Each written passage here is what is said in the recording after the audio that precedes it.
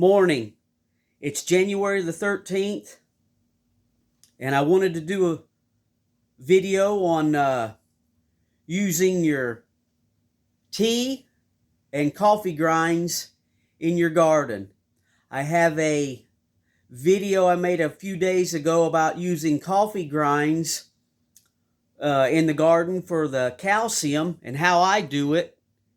And in the comments on that video, one of our subscribers to the channel, I Want to Believe, sent me a comment and asking me about coffee grinds and tea grinds. And at the time, I didn't have any coffee grinds. I'd already used them in the garden, put them out in the garden. So we just now have a little tray of coffee grinds. We have a few bags of used tea bags, and we're going to do a little video. So a shout out to I Want to Believe, and who inspired me to make this video. So your coffee grinds, if you use your coffee grinds in the garden and your tea bags in the garden, there's several different benefits from them. You know, when you're using your coffee grinds, first of all, your earthworms in your soil, they love coffee grinds and tea grinds. And your coffee grinds and your tea grinds, they have the nutrients. Once they break down, you know, they add nitrogen, magnesium, copper, and potassium to your soil, which after the microbes in your soil break it down, it becomes available to your plants. You can also put them around acid-loving plants, because your coffee grinds and your tea grinds, they have a pH, from the research I've done, around 5 to 5.5. So it can actually lower the pH of your soil. So if you're planting things with a high pH, you may not want to add too many, but a little dab will do you.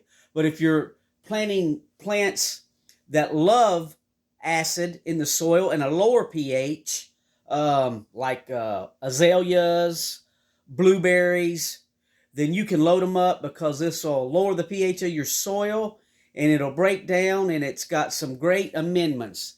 And another good thing about them is slugs and snails hate them, and it's toxic to them. So if you got some trouble with slugs and snails in your garden, throw some tea grinds or some coffee grinds around your plants, and that should help without having to buy something that's not organic. And if you don't grow organic, you use whatever you want. There's a lot of great things on the market for slug baits and things like that. So I want to show you what I do. First of all, I'm going to tell you what I used to do.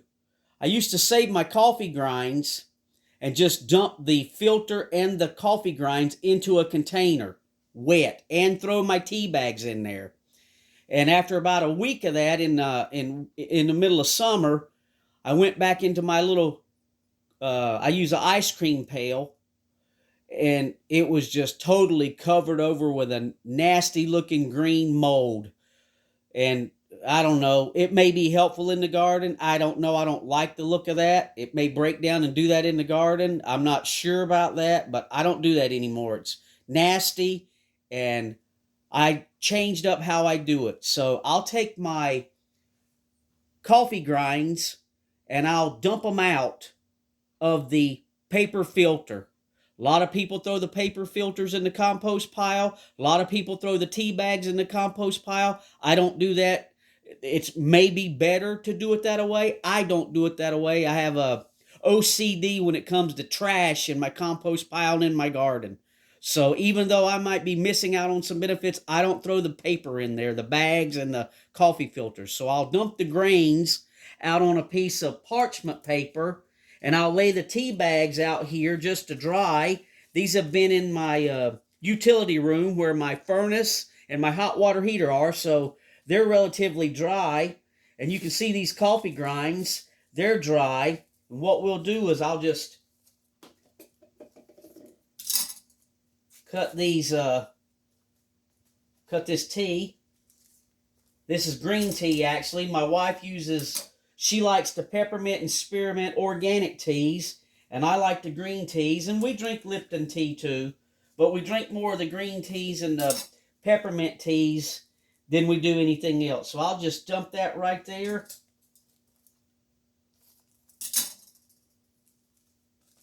And this is all nice and dry. You can see that. It's just like you're getting it right out of the coffee can. And I'll take an old sour cream container, and this is what you can see. I just actually dumped these in the garden where I'm going to plant around my blueberries and where we're going to plant some other things. I don't take this daily out and throw about a half an ounce of coffee grinds into my garden. I'll spread it out for about a week, and you'll let it get dry, and then I'll just take this paper off here. I folded it under so I can make the video. And I'll take this right here, this little, you can use anything. I just happen to have a sour cream container. And now I'm ready for the next batch of coffee grinds. And we'll dump a little bit and spread them out. And then the next day dump a little bit and spread them out. And then when they get dry enough, I'll just throw them in a container. And when I get this container, I don't know, halfway to 3/4 of the way full, I'll take it out and I'll sprinkle it out all over the garden. So just a little video on how to use coffee grinds and tea grinds in your garden, the benefits of it, and how I do it so you don't get a nasty, mucky mess. So there you go. Thanks for watching. And a shout out again to I Want to Believe. If you have a different way of doing this stuff, please leave me a comment, and maybe you can give me some advice and show me a different way that may benefit me and help us out here on this channel. And if you like the content we put out, give me a thumbs up and hit the subscribe button. Thanks for watching. Bye-bye.